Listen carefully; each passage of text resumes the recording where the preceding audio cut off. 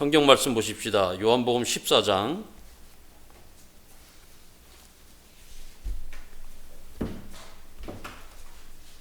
1절에서 11절 말씀.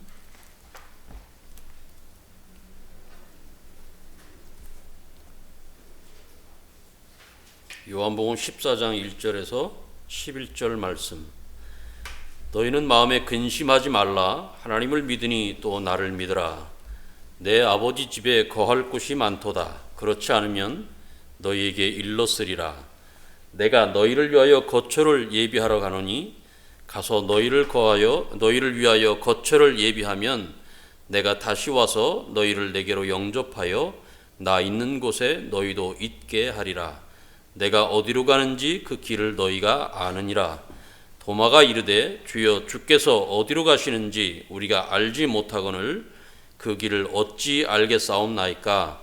예수께서 이르시되 내가 곧 길이요 진리요 생명이니 나로 말미암지 않고는 아버지께로 올 자가 없느니라.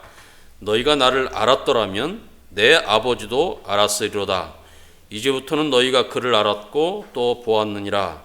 빌립이 이르되 주여 아버지를 우리에게 보여 주옵소서. 그리하면 족하겠나이다. 예수께서 이르시되 빌립아 내가 이렇게 오래 너희와 함께 있으되 내가 나를 알지 못하느냐. 나를 본 자는 아버지를 보았거늘 어찌하여 아버지를 보이라 하느냐.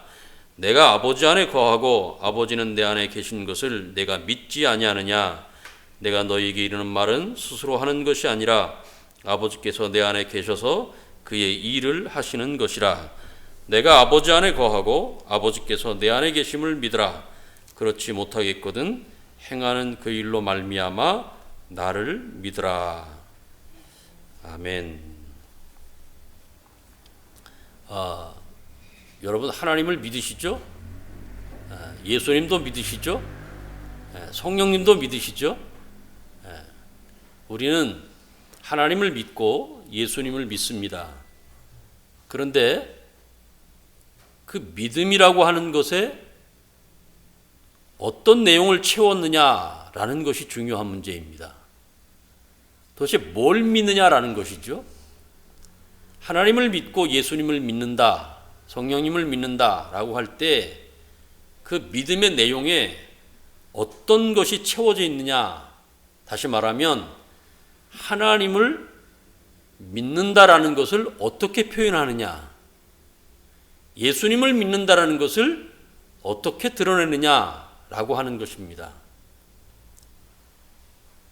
오늘 본문은 우리가 읽은 말씀은 바로 이런 부분들을 저와 여러분에게 가르치고 있는데, 우리의 믿음은 예수님이 우리를 사랑하신 것처럼 우리도 서로 사랑함으로 예수님의 제자인 것을 증명하는 것을 나타내어야 한다.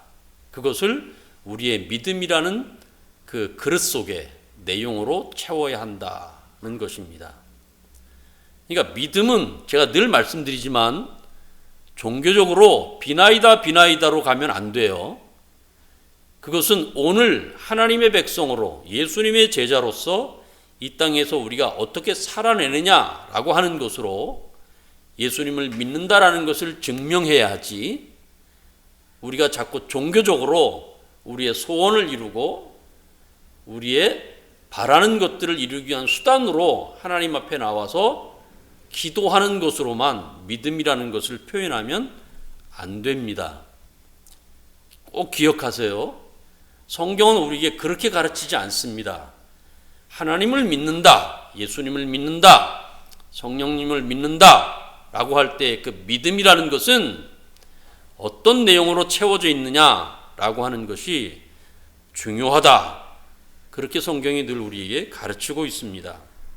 문제는 그래서 예수님을 믿는다는 것이 어렵습니다. 하나님을 믿는다는 것이 쉽지 않습니다. 그것을 우리가 베드로를 통해서 확인하고 있습니다. 우리가 읽은 말씀 바로 앞부분 13장 36절에서 38절에서 요한이 예수님을 믿는다라고 하는 것, 하나님을 믿는다라고 하는 것이 얼마나 어려운 것인가 하는 것을 우리에게 확인시켜 주고 있습니다. 이렇게 말하죠. 시몬 베드로가 이르되 주여 어디로 가시나이까? 예수께서 대답하시되 내가 가는 곳에 내가 지금은 따라올 수 없으나 후에는 따라오리라.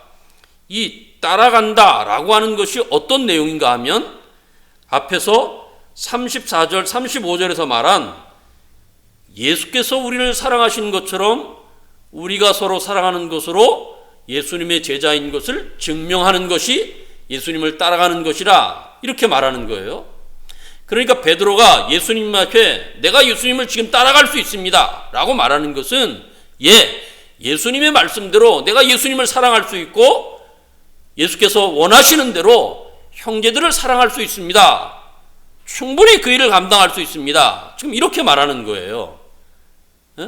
그런데 예수님께서 뭐라고 말씀하시냐면 그래 나를 사랑하고 나중에는 형제들을 사랑할 수 있으나 지금은 할 수 없다. 지금은 네가 그 일을 행할 수 없다. 나중에는 할 수 있다. 나중에는 할 수 있다. 언제? 성령께서 이 땅에 오시면 예수님이 십자가에 죽으시고 부활하신 이후에 성령을 보내주실 것인데 제 아들이 성령을 받으면 그 이후에 바로 예수님을 사랑하고 형제를 사랑하는 일을 따라서 할 수 있다. 그러나 지금은 할 수 없다. 지금은 할 수 없다. 베드로가 이렇게 말하죠. 아니요. 저 할 수 있는데요. 37절에 이렇게 말합니다. 내가 지금은 언제 지금은 어떻게 주를 위하여 내 목숨을 버리는 것으로 주님을 따라갈 수 있습니다. 어디서? 지금 여기서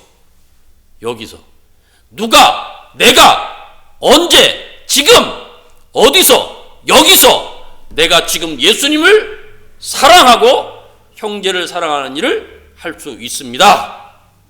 그러나 예수님은 지금 할 수 없다. 그 일을 위하여 뭐라고 말씀하시는가 하면 이렇게 말하죠. 내가 나를 위하여 내 목숨을 버리겠느냐? 진실로 내게 이르노니 다 굴기 전에 3번 나를 부인하리라.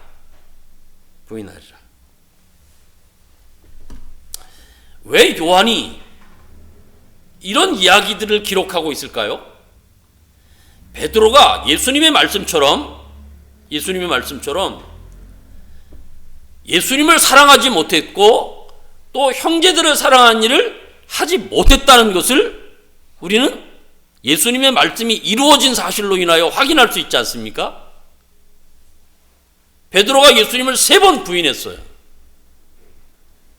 모든 사람들이 예수님을 도망갈 때 예수님을 쫓아가는, 예수님을 따라가는 행위는 굉장히 자신의 의지와 결심들을 지키려고 노력했던 흔적이면 틀림이 없습니다만 결국은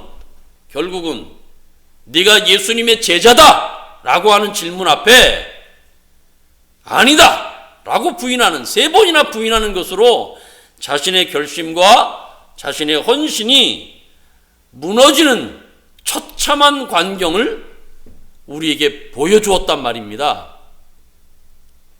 요한은 왜 이런 이야기들을 기록하고 있을까? 그것은 오늘 우리도 예수님의 말씀에 부합하는 삶을 살겠노라고 수백 번, 수천 번의 각오를 통해서 마음을 일으켜 세우지만 그러나 때마다 일마다 예수님의 제자임을 증명하는 삶에 있어서 늘 실수하고 실패하는 우리 자신을 보고 나는 예수님의 제자로서 사는 것이 어렵다. 나는 그분의 제자인 것이 아니다. 제자이지 제자가 아닐 수도 있다. 이런 좌절과 절망감에 빠지는 우리 자신들, 즉 마음에 근심하는 우리 자신을 보게 하기 위하여 지금 이런 기록을 남기고 있단 말입니다. 하지만 우리는 누가복음의 기록처럼 사탄이 베드로를 밀가부르 타여 넘어뜨리려고 하지만 예수님께서 그를 위하여 끊임없이 기도하고 계시며, 그래서 그가 돌이켜 형제를 굳게 할 수 있는 그 힘을 갖게 하신 것처럼, 그 결과 베드로 전후서를 통해서 베드로가 어떻게 예수님의 말씀대로 형제들을 굳게 하는 삶을 살았는가, 그것을 우리가 확인할 수 있습니다. 성경이 이런 확인들을 우리에게 보여주는 것은 베드로가 열심을 다해서 예수님께 자기를 붙들어 맺기 위하여 애쓰고 힘썼다라고 하는 흔적을 우리에게 보여주고, 우리도 그렇게 예수님께 우리 자신을 붙들어 매기 위하여 몸부림쳐야 된다라고 하는 것을 우리에게 요구하기 위한 것입니다만, 더 중요한 것은 무엇인가 하면 예수님의 기도가 단순한 요청이 아니라 베드로를 사탄이 더 이상 어떻게 할 수 없도록 만드시는 강력한 안전과 안정을 보장하는 손길이었다라는 것을 보여주고 있는 것이에요. 분명한 것은 베드로를 위한 예수님의 기도가 오늘날 저와 여러분을 위해서도 계속되고 있다는 사실입니다. 믿습니까? 베드로를 돌이켜서 예수님을 사랑하고 형제를 사랑할 수 있도록 도우셨던 그 기도가 단순한 하나님께 부탁하는 요청인 정도가 아니라 사탄이 더 이상 베드로를 어떻게 할 수 없는 예수님의 강력하게 붙잡아 주시는 손길이었다는 차원에서 그 기도는 지금도 예수님께서 하나님의 우편에 앉아서 대제사장으로서 저와 여러분을 위해서 기도하고 계신단 말입니다. 그래서 우리는 때때로 실수하고 때때로는 실패하는 것처럼 보이지만 우리는 떠내려가지 않습니다. 마치 배가 닻에 붙들린 바 되어서 파도라는 고난으로부터 바다 멀리 떠나가지 않는 것처럼, 우리가 우리의 연약함과 부족함으로 인하여 실수하고 실패하여 우리가 늘 하나님의 사랑에서 끊어지는 것처럼 그렇게 위협을 당하고 그렇게 괴로움을 당하고 그렇게 슬픔을 갖는 우리 자신을 보지만, 그러나 우리는 떠내려가지 않습니다. 흔들릴 수는 있으나 떠내려가지 않습니다. 왜요? 예수님이 우리를 위해서 기도하고 계시기 때문에 그래요. 그 기도는 단순한 요청이 아니라 저와 여러분을 붙잡고 계시는 강력한 하나님의 손길이라고 하는 사실입니다. 그래서 이런 이유로 오늘 예수님이 14장 1절에서 이렇게 말하는 거예요. 너희는 마음에 근심하지 말라. 하나님을 믿으니 또 나를 믿으라. 하나님을 믿으니 또 나를 믿으라. 하나님을 믿으니 또 나를 믿으라 라고 하는 이 말씀에는 두 가지의 내용이 있습니다. 첫째는 하나님과 예수님을 믿는 것을 분리해서 믿고 있는 자들이 있다, 이런 뜻이에요. 하나님을 믿고 있지만 예수님을 믿지 않고, 예수님을 믿지만 하나님을 믿지 않는 자들이 있다, 이런 뜻이에요. 분리하는 자들이 있다. 또 하나는 하나님을 믿으니 또 나를 믿으라고 하는 말은 하나님과 나를 믿는 것을 분리하면 안 된다라고 하는 뜻이에요. 하나님을 믿는다면 나를 믿어야 하고, 나를 믿는다면 하나님을 믿어야 한다. 이런 뜻이에요. 이런 것을 기억하고 오늘 본문을 우리가 조금 더 생각해 보려고 합니다. 여기 마음에 근심하지 말라라고 하는 이 말은 조금 더 원어로 번역하면 마음의 근심을 멈추어라 라는 뜻이에요. 제가 늘 말씀드리지만 성경은 우리에게 불가능을 요구하지 않습니다. 늘 가능한 것을 요구해요. 마음에 근심하지 말라라고 말하면 어떻게 마음에 근심을 안 할 수가 있어요? 그렇죠? 우리가 인생을 살아가면서 어떻게 근심하지 않고 살 수 있어요? 그건 불가능해요. 성경은 우리에게 불가능을 요구하지 않아요. 가능을 요구해요. 그래서 마음에 근심하지 말라 이렇게 말하지 않고 마음에서 근심을 멈추어라 이렇게 말해요. 근심을 멈추는 건 할 수 있어요. 그렇죠? 물론 때마다 일마다 또 우리는 근심할 수 있어요. 그러나 그때마다 우리는 근심과 싸워야 돼요. 그래서 근심을 멈출 수는 있어요. 그래서 성경은 오늘 예수님은 이렇게 말하는 거예요. 너희는 마음에서 근심을 멈추어라. 멈추어라. 왜? 하나님을 믿지 않느냐? 또 나를 믿지 않느냐? 그렇다면 근심을 멈추어야 한다. 이렇게 말하는 거예요.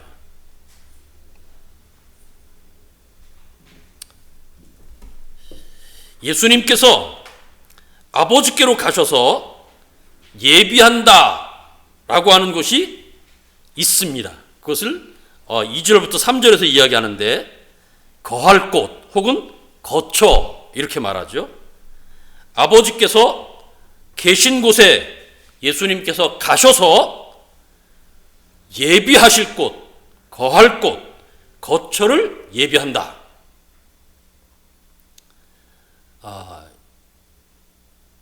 이 말씀을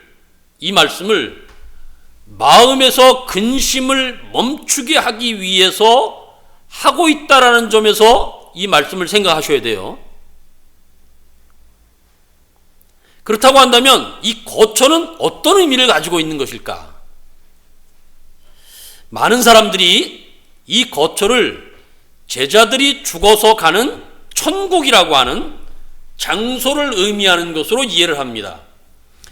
예수님께서 십자가에서 죽으시고 부활하시고 승천하시면 하나님 앞으로 가셔서 우리가 있을 처소를 예비하십니다. 장소를 준비하신다는 거죠.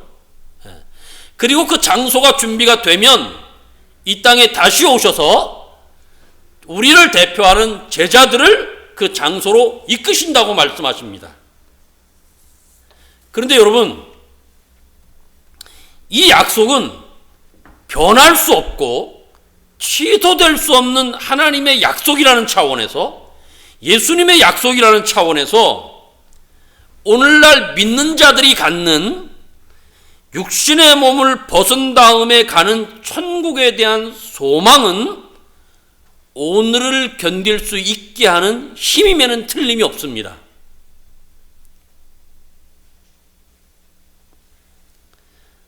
천국에 대한 소망을 갖지 않으면, 이 땅의 삶으로 끝난다고 생각하면 내일에 대한 소망이 없고, 우리가 육신의 몸을 벗고 난 이후에 우리에게 영원히 보장되어지는 천국이라고 하는 장소가 우리에게 허락되지 않는다면 어떻게 오늘을 견디길 수 있겠어요? 그렇죠? 네. 그런 의미에서 여기 천국은 우리가 죽어서 육신의 몸을 벗은 다음에 가야 하는 천국이라고 하는 장소를 의미하는 건 틀림이 없는 사실이에요. 그런데 여러분, 조금 더 생각해 보십시다. 우리가 마음에 근심하는 이유는 천국에 간다라고 하는 소망을 가졌기 때문이, 소망이 없기 때문이 아니라는 거죠. 천국에 간다라는 소망이 없어서 우리가 오늘을 살아가는 일에 있어서 마음에 근심하는 이유가 아니라는 거죠. 이해가 안 되면 질문을 하세요. 우리가 세상을 살아가면서 근심하는 이유는 죽어서 가야 하는 천국에 대한 소망이 없기 때문이 아니라 오늘이라고 하는, 현재라고 하는 삶의 무게와 싸워서 이길 수 있는 실력이 없다라는 것 때문에 우리 마음에 근심하는 거예요.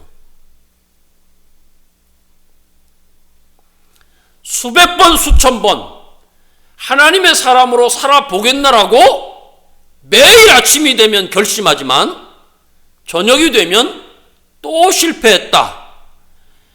자고 일어나면 아침에 내가 또 한 번 오늘은 주님의 이름으로 살아보리라, 주님의 자녀로 살아보리라 라고 말하지만 저녁이 되면 늘 실패하는, 현실의 삶의 무게로 인하여 고통을 당하는 우리 자신을 보면서 우리는 마음에 근심한단 말입니다. 이렇게 살아도 되는가? 하나님이 기뻐하시겠는가? 하나님이 과연 나를 통하여 영광을 받으시는가? 이런 질문에 대하여 우리가 마음이 시원함을 느끼지 못한단 말입니다. 그렇지 않습니까? 분명한 것은 현재라는 삶의 무게와 싸워서 이길 수 있는 힘을 어떻게 가질 수 있는가? 그것은 오늘 베드로처럼 많은 실수와 실패를 경험한 다음에 갖는 거예요. 실수와 실패를 경험하지 않으면 오늘이라고 하는 시간을 견뎌낼 수 있는 실력을 가질 수 없어요. 하나님은 언제나 우리에게 오늘이라는 시간만 허락하셔요. 과거와 미래는 우리의 생각 속에 있는 시간이고 하나님은 언제나 우리에게 오늘이라는 시간만 허락하시는데 이 오늘이라는 시간을 견뎌낼 수 있는 것, 오늘이라고 하는 삶의 무게를 견뎌낼 수 있는 것, 이것은 어제라고 하는, 과거라고 하는 바로 오늘 그 시간에 실수하고 실패했던 것으로 미래라고 하는 오늘 그 시간을 견뎌낼 수 있는 실력을 갖게 만든단 말입니다. 그래서 우리가 지금 살아가고 있는 이 오늘이라고 하는 시간은 과거의 오늘과 미래의 오늘을 견뎌내야 하는 시간이에요. 이해가 되세요? 이 오늘은 우리가 또 실수하고 실패할 수 있어요. 그러나 그 오늘이라고 하는 과거의 시간 속에서 우리가 경험했던 그 실수와 실패를 근거로 하여 내일이라고 하는 그 오늘의 시간을 만들어내기 위하여 오늘, 현재라고 하는 이 삶의 시간들을 견뎌내야 한단 말입니다. 그래서 예수님이 베드로가 부인하는 것을 허락하신 것처럼 하나님은 예수께서 가시는 길을 우리로 하여금 따라갈 수 있도록 만들기 위하여 과거의 오늘이라고 하는 시간을 통하여 우리의 실수와 실패를 허락하신단 말입니다.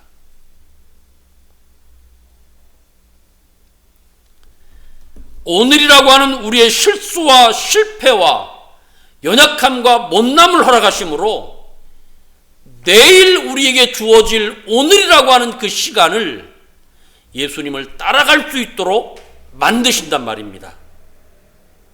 지금 이해가 되고 있는 거죠? 이런 차원에서 오늘 예수님께서 거처라고 하는 이 장소는 마음에 근심하지 않게 하기 위하여 보안이 철저한 어떤 으리으리한 장소를 우리에게 말하려고 하는 것이 아니고 아버지와 함께 있다, 예수님과 함께 있다라고 하는 이 관계를 강조하기 위해서 사용하시는 이미지로 이해하는 것이 오늘 우리가 읽은 본문에 더 부합합니다. 그러니까 이 거처는 안전한 집을 우리에게 주신다라는 개념이 아니라 하나님이 아버지로서 우리와 함께 계신다, 예수님이 우리의 주님으로서 우리와 함께 계신다라고 하는 이 관계를 강조하기 위하여 사용하는 이미지로 지금 이 거처라는 단어를 사용하고 있다, 이런 뜻이에요. 왜 이런 이야기를 하냐면 하나님은 우리를 끝까지 방관하지 않으시기 때문에 그래요. 이것을 강조하기 위해서 오늘 예수님은 2절에서 하나님은 아버지다, 그런데 그분은 내 아버지다 이렇게 말하면서 3절에 가서 뭐라고 말하는가 하면 너희도 나와 함께 있게 하겠다 이렇게 얘기하세요. 그러니까 하나님은 아버지시며 그분은 내 아버지인데 너희도 나와 아버지 집에 함께 있겠다라는 말은 우리를 예수님과 묶었다라는 얘기죠. 예? 그러니까 우리를 예수님의 아버지 집에 함께 있게 하심으로 하나님이 우리와 함께하고 예수님이 우리와 함께하는 이 관계를 강조하기 위해서 지금 이 거처라는 단어를 쓰고 있단 말이에요. 아버지는 가족의 구성원들을 존중하고 격려와 사랑으로 돌보는 것으로 당신의 권위를 세우시는 존재죠.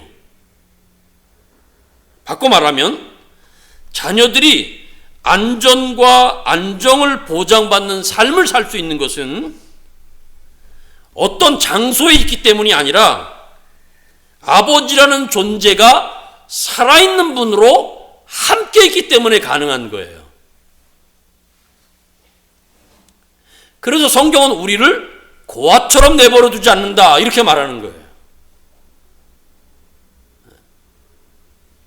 현대인들의 사고방식 속에서는 워낙 지식적인 수준이 높고 인생을 살아가는 임기응변이 뛰어난 그런 시대에 살고 있어서 아버지가 없어도 고아가 뭐 그렇게 큰 문제가 되는가라는 생각을 가질 수 있습니다. 그러나 고대 사회에서는 아버지가 없으면 그럴 수 없는 거예요. 아버지가 없으면 살 수 없는 거예요. 그래서 아버지라는 존재는 늘 자녀들에게 안전과 안정을 보장하는 존재로 계시는 거예요. 그래서 하나님을 살아계신 아버지라고 말하는 거예요. 단순한 아버지가 아니라 살아계신 아버지. 아버지는 살아있어야 돼요. 살아있다라는 말은 숨을 쉰다라는 의미뿐만 있는 게 아니고 그분의 자녀들과 함께 삶을 공유한다라는 의미예요. 우리는 구약 성경을 통해서 일관되게 이런 내용들을 들어요. 하나님은 이스라엘 백성들의 아버지시며 이스라엘 백성들은 하나님의 자녀로 삼음받은 백성이다. 그래서 저들이 때마다 일마다 이 말씀을 근거로 하여 하나님께 돌아갈 수 있고 하나님의 뜻을 추구하는 삶을 향해서 발걸음을 내디딜 수 있었다. 이것을 구약 성경을 통해서 일관되게 우리가 듣고 있는 말씀이에요. 이런 맥락에서 오늘 예수님은 3절에서 당신의 제자들과 당신이 예비하실 장소에서 함께 있겠다 이렇게 말씀하십니다. 그런 뜻에서 4절은 이런 의미를 가지고 있는 거죠. 내가 어디로 가는지 그 길을 너희가 아느니라 라고 하는 이 말은 저와 여러분을 대표하는 제자들이 이런 내용들을, 이 관계를 중심으로 설명하고 있는 이런 내용들을 단순히 지식적으로 알았다는 것이 아니라 관계에 대한 믿음을 가지고 예수님의 제자임을 증명하는 길을 가야 한다, 이런 뜻인 거예요. 그런데 여러분, 오늘 우리가 읽은 성경은 놀랍게도 제자들이 이런 이야기를 전혀 못 알아듣고 있다는 것을 확인해요. 길을 알지 못하는데요? 어디로 가는지 우리가 알지 못하는데요? 라고 말하는 도마에게 예수님이 6절에 이렇게 설명하죠. 내가 길이다. 내가 진리다. 그리고 내가 생명이다. 이렇게 당신을 소개합니다. 중요한 것은 이런 소개가 뭘 목표로 하고 있는가 하는 거예요.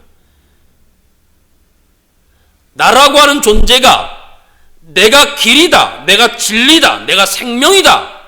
이 소개가 중요한 것이 아니고 이 소개가 뭘 목표로 하고 있느냐라는 거예요. 그것은 곧 아버지께로 가기 위한 표현이다. 굉장히 중요해요. 아버지께로 가기 위하여 내가 길이며 진리며 생명이라고 소개하는 거예요. 길은 방향과 목적을 향하여 나아가게 하죠. 예수님은 하나님이라는 목적지를 향하여 나아갈 수 있도록 방향을 제시하는 길이다. 이런 뜻입니다. 진리는 문화나 철학이나 이해에 따라서 달라질 수 있는 기준이 아니라 절대적인 참된 것을 의미하는 거예요.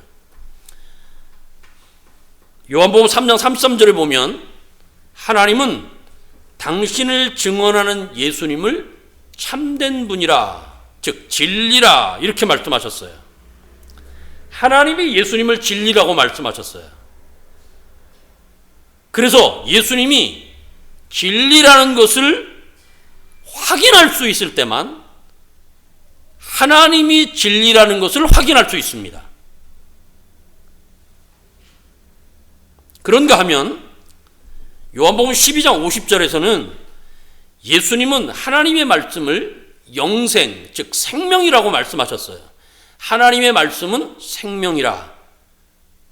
우리 성경에는 영생이라고 번역되어 있습니다만 이 말씀은 다른 말로 생명이라는 뜻이에요. 그래서 하나님은 생명이신데, 하나님의 말씀은 생명이신데 예수님은 그 생명을 주시기 위해서 오신 바 오직 당신을 통해서만 하나님의 생명을 얻을 수 있다. 이렇게 말씀하셨어요. 이런 이해는 예수님을 따라가고자 하는 사람들에게 굉장히 중요한 이해입니다. 왜냐하면 예수님께서 빌립에게 말씀하신 것처럼 9절부터 11절의 내용은 이런 거예요. 아버지는 예수님 안에 있고 예수님은 하나님 안에 있다.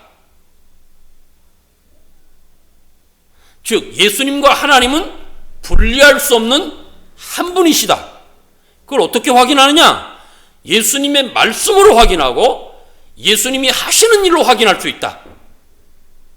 다시 말하면 예수님의 말씀은 하나님이 길이시며 진리이며 생명이라는 것을 드러내실 뿐만 아니라 자신이 그 하나님인 것을 증명하는 길이시며 진리이며 생명이라는 것을 증명하는 것이다.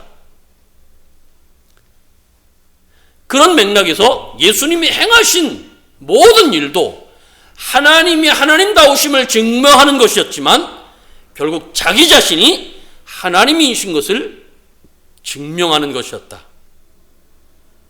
그래서 예수님이 하나님 안에 있고 하나님이 예수님 안에 있다라는 이 사실이 곧 하나님을 믿으며 예수님을 믿을 수 있는 근거라 이렇게 말하는 거예요.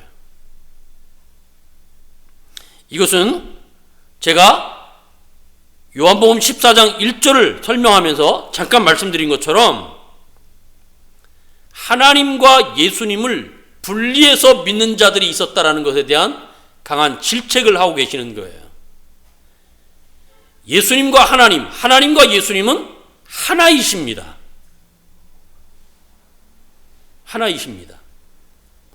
예수님이 하신 말씀과 행하신 일은 하나님을 드러내신 일이었고 당신이 하나님이라는 것을 증명하는 일이었어요.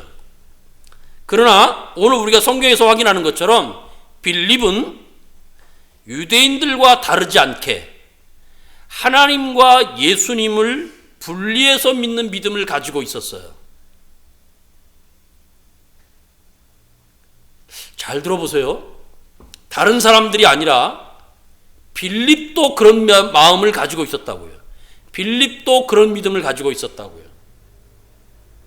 유대인들만 하나님과 예수님을 분리해서 믿는 믿음을 가지고 있던 게 아니고 예수님을 3년 동안이나 쫓아다니는 빌립도 그런 믿음을 가지고 있었다고요. 이 얘기는 무슨 얘기예요?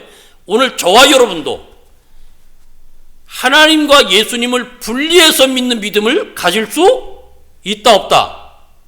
있다는 거예요. 있다는 거예요. 왜 이런 믿음을 우리가 가지고 있는가? 한번 생각해 보세요. 하나님은 보이지 않는 분이시기에 믿을 수 있다. 그러나 예수님은 보이는 분이시기에 하나님으로 믿을 수 없다. 말이 됩니까? 이게 유대인들의 믿음이었어요. 선지자나 모세가 쓴 글은 우리의 눈으로 볼 수 있고 읽을 수 있기 때문에 하나님의 말씀으로 인정할 수 있다. 그러나 지금 귀로 들리는 예수님의 말씀은 하나님의 말씀으로 인정할 수 없다. 이게 유대인들의 믿음이었고 오늘 빌립이 가지고 있는 믿음이었어요. 놀랍잖아요? 분명한 것은 저들의 주장은 자신들이 얼마나 모순적인 것인가를 드러낼 뿐이었어요. 하나님을 믿으며 예수님을 믿지 못한다. 하나님의 말씀을 들으며 예수님의 말씀은 듣지 못하겠다. 이것은 결국 하나님과 예수님이 하나이신 것을 분리해서 이해하려고 하는 저들의 신앙이 얼마나 모순적인가 하는 것을 드러내는 것이었다라고 하는 것입니다. 그래서 예수님은 빌립에게 이렇게 말하죠. 이 빌립에게 말하는 이 말은 제자들을 비롯해서 모든 자들에게 하는 대표적인 말이에요. 뭐라고 말합니까? 왜 나를 통해서 하나님께 나아가지 못하는가? 왜 나를 통해서 하나님을 보지 못하는가? 왜 나를 통해서 하나님을 알지 못하는가? 이렇게 꾸짖으셨어요. 여러분, 하나님을 볼 수 있고 알 수 있는 것은 그분이 우리 눈에 보이느냐 보이지 않느냐, 그분의 말씀이 귀에 들리느냐 들리지 않느냐 하는 것에 있지 않습니다. 왜 이런 이야기를 하는가 하면 저는 교회를 다닌다고 하는 많은 권사님들과 집사님들을 통해서 하나님과 예수님을 자꾸 분리해서 이해하는 시각을 너무나 많이 듣고 있어요. 무슨 얘기인가? 예수님의 말씀을 따르지 않으면서 예수님의 말씀에 순종하지 않으면서 자꾸 하나님을 믿는다고 말한단 말이에요. 하나님을 믿는다고 말하면서 예수님의 말씀에 자신의 삶을 들이지 않는단 말이에요. 괴로워하지 않습니다. 마음에 근심하지 않습니다. 성경은 이렇게 말하죠. 오직 길이요 진리요 생명이신 예수님을 통해서만 하나님께 나아갈 수 있다. 다른 방법이 없어요. 다른 방법이 없어요. 기도 많이 하고 성경 많이 읽고 그러면 하나님께 나아갈 수 있는 게 아니에요. 생각 많이 하고 고민 많이 하고 그러면 하나님께 나아갈 수 있는 게 아니에요. 하나님께 나아갈 수 있는 유일한 방법은 오직 예수님이 가신 길을 따라가는 것 외에는 방법이 없습니다. 오늘 이 길을 따라가는 일에 있어서 우리 마음에 근심을 멈추는 것을 연습하셔야 돼요. 예수님께서 이런 이야기를 왜 하신다고요? 우리 스스로 하나님을 믿는다고 말하면서도 예수님의 제자로서 삶을 살지 못하는 좌절감과 절망감에서 우리 스스로 빠져나올 생각을 하고 있지 않기 때문입니다. 우리는 예수님의 제자로서의 삶에 대하여 때로는 실수하고 실패합니다. 그러나 그것을 예수님으로부터 도망가는 핑계로 삼지 말아야 돼요. 왜냐하면 하나님이 예수님과 함께 하심으로 예수님께서 하나님의 아들로서의 삶을 살아내셨던 것처럼 예수님이 우리와 함께 하심으로 저와 여러분으로 하여금 예수님의 제자로서의 삶을 살아낼 수 있도록 도우신다는 사실이에요. 이 관계를 믿는 믿음, 이 관계를 믿는 믿음을 가지고 오늘 우리는 우리 마음에 예수님의 제자로서 살아낼 수 없다라고 하는 마음에 있는 이 근심을 멈추는 일에 싸우셔야 돼요. 그래서 이기셔서 날마다 때마다 예수님의 사람으로서 살아가는 애씀과 수고를 통하여 저와 여러분이 스스로 자긍심을 가지며 하나님 앞에 영광을 돌리는 복된 삶을 살아갈 수 있기를 주님의 이름으로 축복합니다. 또 실수하고 또 실패할 수 있어요. 그러나 주님이 도우십니다. 기도하겠습니다.